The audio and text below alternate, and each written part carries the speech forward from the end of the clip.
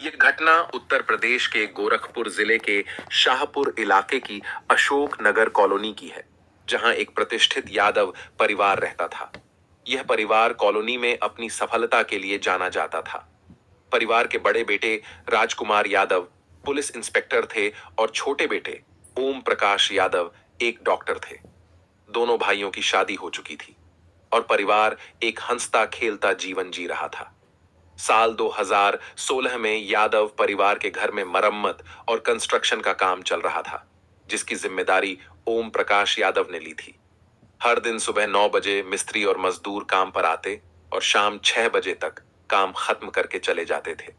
लेकिन 21 जनवरी की सुबह जब मजदूर और मिस्त्री रोज की तरह काम पर पहुंचे, तो उन्हें कुछ अजीब लगा। ओम प्रकाश, जो हमेशा समय से उठते थे, आज भी सो रहे थे। मजदूरों ने आवाज लगाई, दरवाजे पर दस्तक दी, लेकिन अंदर से कोई प्रतिक्रिया नहीं मिली। ओम प्रकाश का इतनी देर तक सोना असामान्य था, क्योंकि वह डॉक्टर थे और सुबह अपने क्लिनिक पर जाना उनकी दिनचर्या का हिस्सा था। इस असामान्य स्थिति ने मजदूरों को चिंता में डाल दिया। जब उन्होंने बार बार कोशिश की और फिर भी कोई जवाब नहीं मिला, तो मामला गंभीर लगने लगा। जब दरवाजा खटखटाने और आवाज लगाने के बावजूद कोई जवाब नहीं आया, तो मजदूरों ने दरवाजे को हल्का सा धक्का दिया। चूंकि दरवाजा अंदर से बंद नहीं था, वह आसानी से खुल गया। जैसे ही वे लोग कमरे में दाखिल हुए, वहां का दृश्य देखकर उनके होश उड़ गए। ओम प्रकाश का शरीर बिस्तर पर पड़ा था। उसके सिर से खून बह रहा था, जो अब जम चुका था, और फर्श पर भी खून फैला हुआ था। यह दृश्य इतना भयावह था कि मजदूरों की रूह कांप गई और वे चीखते चिल्लाते हुए कमरे से बाहर निकलकर ग्राउंड फ्लोर की ओर भागने लगे। इसी दौरान पास के एक कमरे से दरवाजा खटखटाने और एक महिला के चिल्लाने की आवाजें आने लगीं। लेकिन मजदूर इस कदर घबरा गए थे कि उन्होंने उस आवाज पर ध्यान नहीं दिया और सीधे नीचे की ओर भाग गए। नीचे पहुंचते ही घर के लोग और पड़ोसी मजदूरों की हालत देखकर चौंक गए। सभी पूछने लगे कि वे इतने डरे हुए क्यों हैं और इस तरह क्यों चीख रहे हैं। शोर शराबा सुनकर आस पड़ोस के लोग भी इकट्ठा हो गए और वे भी पूछने लगे कि आखिर हुआ क्या है। मजदूरों ने कांपती आवाज में कहा, आप एक बार ऊपर जाकर देखिए। इसके बाद घर वाले और पड़ोसी भी पहले मंजिल की ओर दौड़े। वहां पहुंचकर एक मजदूर ने ओम प्रकाश के कमरे की ओर इशारा किया। जब घर वाले और पड़ोसी कमरे में दाखिल हुए, तो उन्हें भी वही भयानक दृश्य दिखाई दिया। ओम प्रकाश का शव बिस्तर पर पड़ा था। सिर से खून बहकर फर्श तक फैल गया था और उसे देखकर साफ लग रहा था कि उसकी मौत हो चुकी है। अचानक इस भयावह दृश्य ने पूरे घर को शोक और चिंता में डुबो दिया और यह सवाल उठने लगा कि आखिर ओम प्रकाश की मौत कैसे हुई। जब परिजन ओम प्रकाश के पास पहुंचे, तो उन्हें बेड पर उनका 4 साल का बेटा नितिन भी सोता हुआ नजर आया। लेकिन पास जाकर देखने पर पता चला कि नितिन की भी मौत हो चुकी थी। ये देखकर घर वालों की चीखें और तेज हो गईं। उसी दौरान पास वाले कमरे से फिर से दरवाजा पीटने और किसी के चिल्लाने की आवाजें आने लगीं। जब दरवाजा खोला गया, तो अंदर ओम प्रकाश की पत्नी अर्चना यादव बदहवास हालत में खड़ी मिली। वह बेहद डरी हुई थी। अर्चना जैसे ही भागकर अपने बेडरूम में पहुंची और कमरे का दृश्य देखा, तो वह बेहोश हो गई। उसके सामने उसके पति ओम प्रकाश और उनके मासूम बेटे नितिन के शव पड़े थे।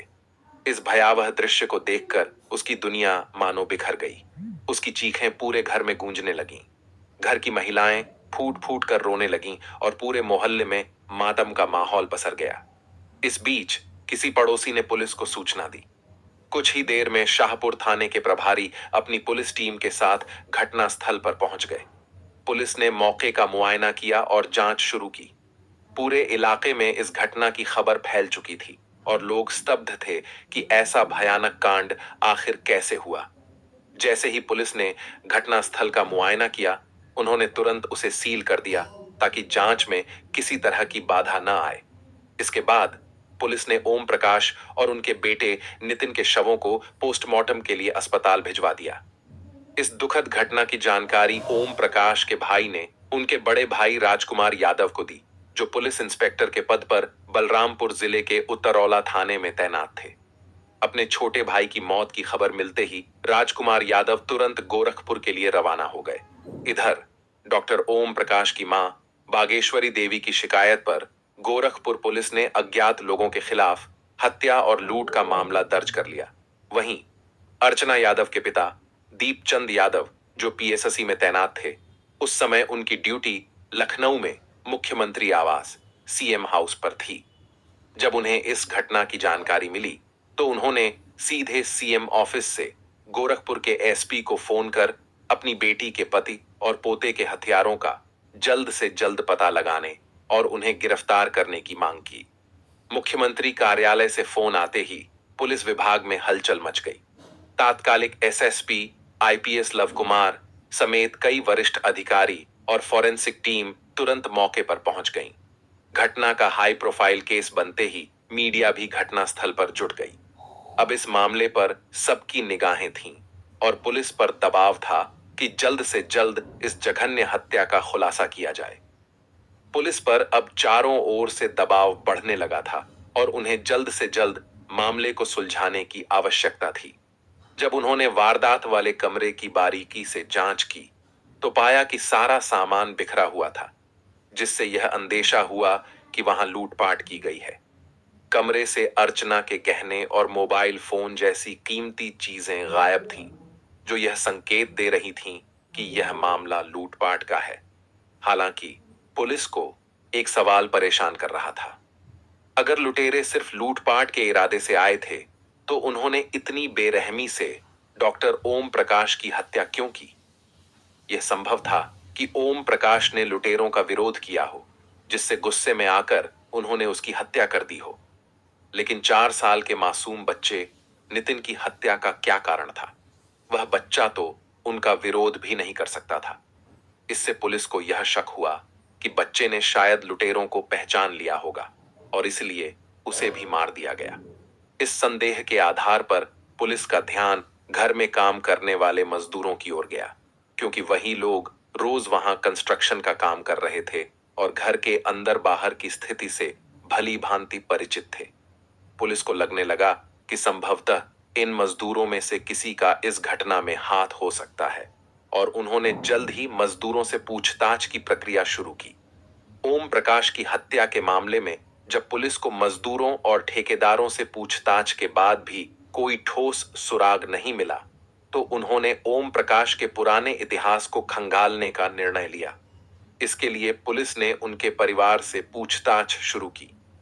ओम प्रकाश की मां बागेश्वरी देवी ने पुलिस को बताया कि 2007 में ओम प्रकाश की शादी सिंगापुर में रहने वाली एक लड़की से हुई थी।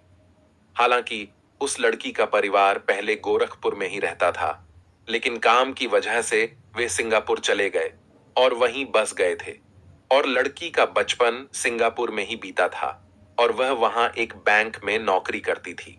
शादी के बाद अचानक उसे इंडिया आकर यहाँ की नई परिस्थितियों का सामना करना पड़ा। सिंगापुर में पले बड़े होने के कारण उसकी जीवन शैली, संस्कृति, पहनावे और व्यवहार में बड़ा अंतर था। भारत आने के बाद उसकी पूरी जिंदगी एकदम से बदल गई थी। उसे यहाँ की परंपराओं और रहन सहन के हिसाब से खुद को ढालना पड़ा, जो उसके लिए आसान नहीं था। इस बदलाव ने उसकी मानसिक और इस असामान्यता के कारण शादी महज 6 महीने ही चल पाई और इसके बाद वह लड़की सिंगापुर वापस लौट गई। कुछ समय बाद उसने फिर से बैंक में नौकरी शुरू कर दी और ओम प्रकाश को तलाक भी दे दिया। इस तलाक से ओम प्रकाश और उनके परिवार को बड़ा झटका लगा। ओम प्रकाश को भी गहरा दुख पहुंचा, लेकिन उनके पास इसके अलावा कोई विकल्प नहीं था। भावनात्मक स्थिति पर गहरा प्रभाव डाला था, जिससे शादीशुदा जीवन में भी तनाव पैदा होने लगा था। यह जानकारी पुलिस के लिए महत्वपूर्ण थी, क्योंकि इससे मामला और पेचीदा होता नजर आ रहा था। अब पुलिस इस बात पर भी ध्यान दे रही थी कि कहीं इस शादी से जुड़े कोई व्यक्तिगत या पारिवारिक कारण तो इस हत्या का हिस्सा नहीं है। हालांकि उस समय ओम प्रकाश की उम्र ज्यादा नहीं थी और उनका क्लिनिक भी अच्छी तरह चल रहा था। परिवार को उम्मीद थी कि वे फिर से अपने बेटे के लिए एक अच्छा रिश्ता ढूंढ सकते हैं। उनकी मां बागेश्वरी देवी ने बेटे के लिए दूसरा रिश्ता तलाशना शुरू कर दिया, ताकि ओम प्रकाश अपनी जिंदगी को फिर से सामान्य तरीके से जी सके। ओम प्रकाश की शादी की चर्चा धीरे धीरे दीपचंद यादव के घर तक पहुंच गई, जिनकी भी एक बेटी अर्चना यादव विवाह योग्य थी। दीपचंद यादव गाजीपुर के रहने वाले थे, लेकिन अपने कर्तव्यों के कारण लखनऊ में शिफ्ट हो गए थे, जहां वे पीएससी ऑफिसर के रूप में कार्यरत थे। जब उन्हें ओम प्रकाश की पहली शादी के बारे में पता चला, तो शुरुआत में थोड़ी झिझक महसूस हुई। हालांकि जब उन्होंने स्थिति की गहराई से जानकारी ली, तो उन्हें समझ आया कि वह शादी कुछ विशेष परिस्थितियों की वजह से टूटी थी। ओम प्रकाश, जो एक डॉक्टर थे और अच्छी कमाई कर रहे थे, ने उन्हें प्रभावित किया।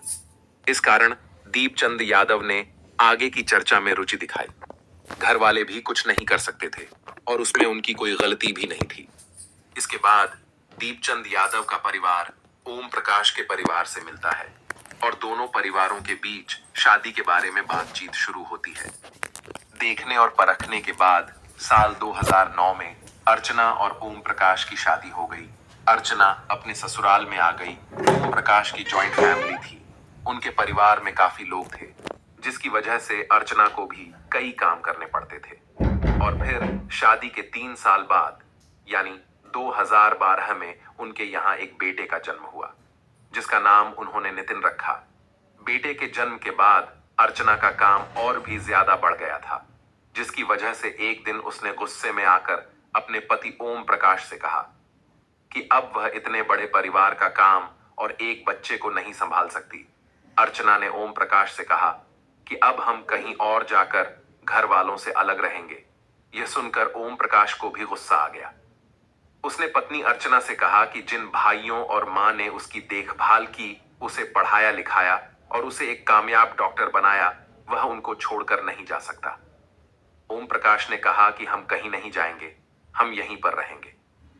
लेकिन जब अलग रहने वाली बात के बारे में ओम प्रकाश के भाई और मां को पता चला, तो उन्होंने कहा कि हमें इससे कोई आपत्ति नहीं है। लेकिन फिर भी ओम प्रकाश अपने परिवार से दूर नहीं रहना चाहता था। इस पर घर वालों ने ओम प्रकाश को यह सुझाव दिया कि तुम फर्स्ट फ्लोर पर अलग रहो और अपना खाना भी अलग ही बनाओ। इस बात को अर्चना भी मान गई। वह दोनों फर्स्ट फ्लोर पर रहने लगे।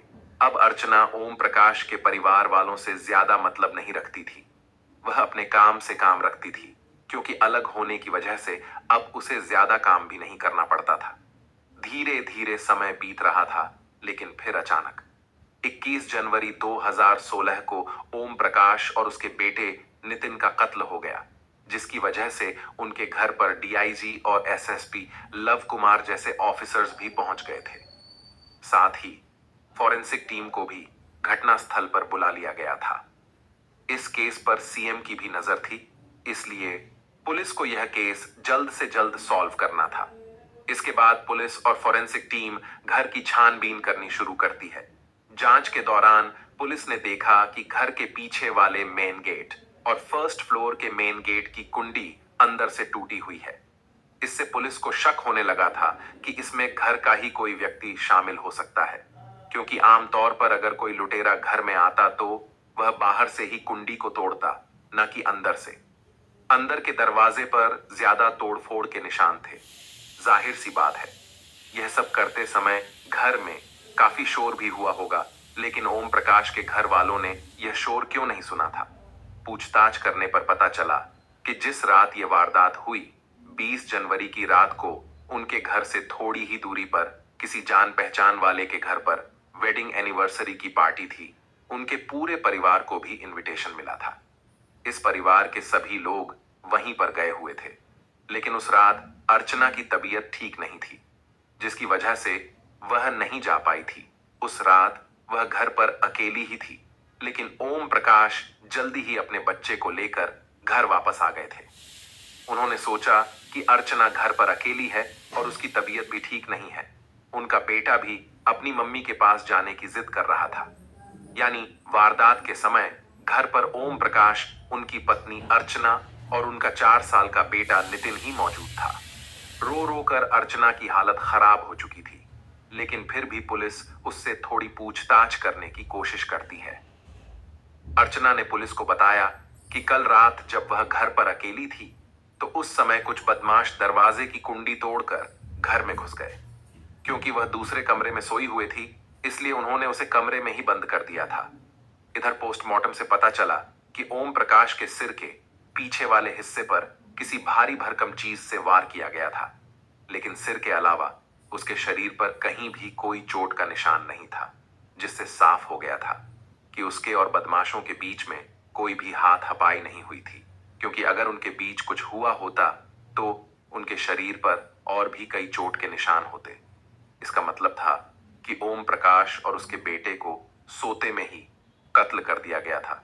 लेकिन अब सवाल था कि जब उन बदमाशों ने 4 साल के बच्चे को भी कत्ल कर दिया था, तो फिर उन्होंने ओम प्रकाश की पत्नी अर्चना को क्यों छोड़ दिया था? अर्चना के शरीर पर कोई भी चोट का निशान नहीं था। अर्चना से पूछताछ करने के बाद ओम प्रकाश की मां बागेश्वरी देवी से भी पूछताछ की जाती है। बागेश्वरी देवी ने पूछताछ के दौरान कुछ ऐसी बातें बताई जिससे पुलिस की जांच का एंगल ही पूरी तरह से बदल गया। उन्होंने बताया कि अर्चना को हमसे अलग होने के बाद आराम ही आराम था, क्योंकि उसे ज्यादा काम नहीं करना पड़ता था, जिसकी वजह से अर्चना दिन भर फोन पर लगी रहती थी। शुरू शुरू में तो ओम प्रकाश भी यही सोचते थे कि घर में अकेली बोर होने की वजह से अर्चना फोन चलाती रहती है, लेकिन अब अर्चना कुछ ज्यादा ही फोन में व्यस्त रहने लगी थी। वह अब अपने काम को छोड़कर भी फोन में ही लगी रहती थी। मतलब अब उसने अपने पति और बच्चे का भी ख्याल रखना छोड़ दिया था, और जब ओम प्रकाश उससे फोन दिखाने के लिए कहते तो वह उन्हें अपना फोन देने से मना कर देती, जिसकी वजह से उन दोनों पति पत्नी के बीच झगड़े शुरू हो गए। और जब झगड़े हद से ज्यादा बढ़ने लगे तो दिसंबर 2015 में अर्चना ने अपना बेडरूम खाली कर दिया और पास वाले कमरे में अकेली रहने लगी। यानी ओम प्रकाश और उनका बेटा बेडरूम में सोते थे, जबकि अर्चना अलग रूम में सोती थी। ओम प्रकाश की मां बागेश्वरी के इस बयान से पुलिस समझ गई थी कि दोनों पति पत्नी के रिश्ते कुछ ठीक नहीं थे। कहीं ऐसा तो नहीं था कि अर्चना ने ही अपने पति का क करवा दिया हो। अब अर्चना भी पुलिस के रडार पर थी, लेकिन पुलिस की यह थ्योरी यहां आकर फेल हो जाती थी कि अगर मान लिया जाए कि अर्चना ने रोज रोज के झगड़े से तंग आकर पति का कत्ल करवा दिया हो, लेकिन उसके बेटे को भी कत्ल कर दिया गया था। एक मां अपने 4 साल के बेटे के साथ तो ऐसा नहीं कर सकती थी। पुलिस इन सारी चीजों पर गौर कर रही थी, लेकिन इन सब बातों की पुष्टि तभी हो सकती थी जब इस बारे में अर्चना से पूछताछ किया जाए। लेकिन उससे पूछताछ करने के लिए वो सही समय नहीं था। अगर पुलिस की थ्योरी गलत साबित हो जाती तो इससे पुलिस की बहुत बदनामी होती, क्योंकि ओम प्रकाश की मां बागेश्वरी देवी ने बताया था कि अर्चना का फोन ही सारे झगड़े की जड़ है। इसीलिए पुलिस ने अर्चना के फोन को अपने कब्जे में ले लिया। इसके बाद उसके फोन की कॉल डिटेल्स निकलवाई जाती है। फेसबुक पर कई कई घंटे बातें करती थी। इसके बाद पुलिस ने उस मोबाइल नंबर की लोकेशन निकलवाई तो पता चला कि 20 जनवरी की रात में वह व्यक्ति गोरखपुर में ही था। और जब पुलिस फोन नंबर के जरिए उस व्यक्ति के बारे में पता लगाती है तो पता चलता है कि उस व्यक्ति का नाम अजय यादव है। वह जिला पंचायत का सदस्य और प्राइमरी स्कूल का टीचर था। पुलिस को फेसबुक में कितने समय से अफेयर चल रहा है, इस बात का पता लगाने के लिए पुलिस ने अर्चना से पूछताछ करना चाहिए, लेकिन उसने पुलिस को कुछ भी नहीं बताया, क्योंकि उस समय सिचुएशन ऐसी नहीं थी कि अर्चना को पुलिस स्टेशन ले जाकर उससे कड़ाई से पूछताछ की जाती। इसलिए पुलिस ने अजय नाम के उस व्यक्ति से ही पूछताछ करने का फैसला किया। तुरंत ही अजय के एड्रेस के बारे में पता लगाया जाता है। पुलिस को पता चला कि अजय फिरोजाबाद के स्वामी नगर का रहने वाला है। एड्रेस का पता चलते ही बिना देरी किए पुलिस की एक टीम फिरोजाबाद पहुंचती है। वहां से अजय को अरेस्ट करके गोरखपुर लाया गया, लेकिन जब उससे कड़ाई से पूछताछ की गई तो अजय ने एक ऐसी कहानी सुनाई जिसे सुनकर पुलिस वाले भी हैरान रह गए। अजय यादव ने पुलिस को बताया कि अर्चना से उसकी दोस्ती करीब 1 साल पहले मतलब 2015 में थी। उसकी अपने पति से छोटी छोटी बातों पर लड़ाई भी होती रहती थी, इसलिए अर्चना और अजय के बीच प्यार भरी बातें होने लगी। इसी तरह बातें करते करते अर्चना और अजय को एक दूसरे से प्यार हो गया। जब ओम प्रकाश उससे पूछते थे कि तुम फोन पर इतनी बातें किससे करती हो, तो इस पर अर्चना ने उसे बताया कि अजय उसका दूर का रिश्तेदार है। फोन पर ज्यादा बात करने के कारण दोनों पति पत्नी में दूरियां इतनी ज्यादा बढ़ गई थी कि अर्चना अपने पति और बेटे से अलग दूसरे रूम में रहने लगी थी। इसी दौरान उन दोनों ने मिलने का प्लान बनाया। अजय ने अर्चना से कहा, तुम लखनऊ आ जाओ। इत्तेफाक से अर्चना का मायका भी लखनऊ में ही था। इसके बाद अजय ने लखनऊ में एक रूम बुक कर लिया। मायके जाने के बहाने अर्चना लखनऊ आने लगी और अपने बॉयफ्रेंड अजय से मिलने लगी। उन दोनों के बीच शारीरिक संबंध भी बनने लगे थे। और जब अर्चना का पति ओम प्रकाश गोरखपुर में अपने घर पर नहीं होता था, तो उस दिन अर्चना अजय को अपनी ससुराल में ही बुला लेती थी ताकि किसी को उन पर शक ना हो। इसलिए अर्चना ने ससुराल वालों को यह बता रखा था कि अजय उसका दूर का रिश्तेदार है। अजय कई कई दिनों तक अर्चना के साथ उसके ससुराल में ही रहता था, क्योंकि उसका पति और बेटा तो अलग बेडरूम में सोते थे और अर्चना अलग रूम में सोती थी। इसीलिए उन दोनों को मिलने में भी कोई दिक्कत नहीं होती थी। लेकिन जब अर्चना के पति ओम प्रकाश को उन दोनों पर कुछ शक हुआ, तो एक दिन ओम प्रकाश ने अर्चना से कहा कि आज के बाद तुम अजय को घर पर नहीं बुलाओगी और ना तुमसे बात करोगी। लेकिन अर्चना कहाँ रुकने वाली थी और उसने एक नया सिम ले लिया और उस नए नंबर से अजय से बात करने लगी। और फिर अचानक अर्चना ने एक दिन अजय से कहा कि अब हम दोनों को शादी कर लेनी चाहिए।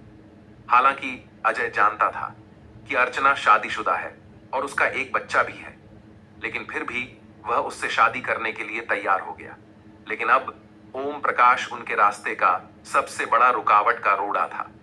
इसीलिए सबसे पहले अर्चना ने ओम प्रकाश को ही अपने रास्ते से हटाने का फैसला किया। इसके लिए अर्चना और अजय ने 20 जनवरी का प्लान बनाया, क्योंकि 20 जनवरी 2016 को परिवार के सभी लोग घर से थोड़ी दूर किसी जान पहचान की वेडिंग एनिवर्सरी के फंक्शन में गए थे। उस दिन पूरा घर खाली था। इधर अजय भी अवध एक्सप्रेस ट्रेन से गोरखपुर पहुंच गया। वह अपने साथ एक हथौड़ा भी लेकर आया था। वह सीधा अर्चना के ससुराल पहुंचता है। वहां पहुंचकर सबसे पहले उन दोनों ने शारीरिक संबंध बनाए और फिर रात 10 बजे के आसपास ओम प्रकाश भी अपने बेटे को लेकर पार्टी से वापस अपने घर पर आ गया। अर्चना ने अजय को पहले ही अपने रूम में छुपा दिया था। इसके बाद वह अपने पति ओम प्रकाश के बेडरूम में चली गई। वहां पर वह अपने बेटे को सुलाती है। ओम प्रकाश भी थोड़ी देर टीवी देखने के बाद सो गए। अर्चना ने थोड़ा इंतजार किया और जब उसे लगा कि ओम प्रकाश गहरी नींद में सो गए, तो अर्चना चुपके से अपने रूम में आती है। वो अजय को जगाती है और फिर रात 12 बजे के आसपास वे दोनों ओम प्रकाश के बेडरूम में आते हैं। इसके बाद अजय ने अपने साथ लाए हथौड़े से ओम प्रकाश के सिर पर वार करना शुरू कर दिए। अपने पापा की चीख सुनकर पास में सो रहे 4 साल के नितिन की भी नींद खुल गई। वह अपने पिता के सिर से खून बहता देखकर डर गया था। वह बचने के लिए पास में खड़ी अपनी मां की गोद में छुप गया।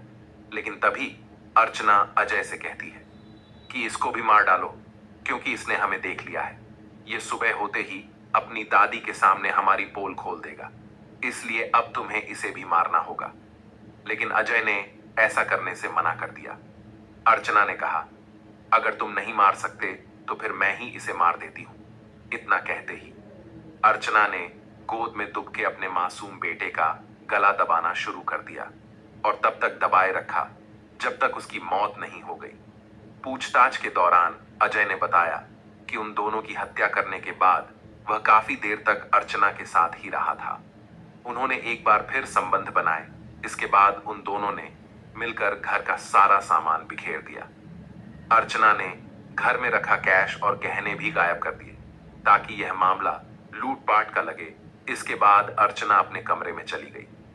अजय ने उसके कमरे की कुंडी को बाहर से बंद कर दिया।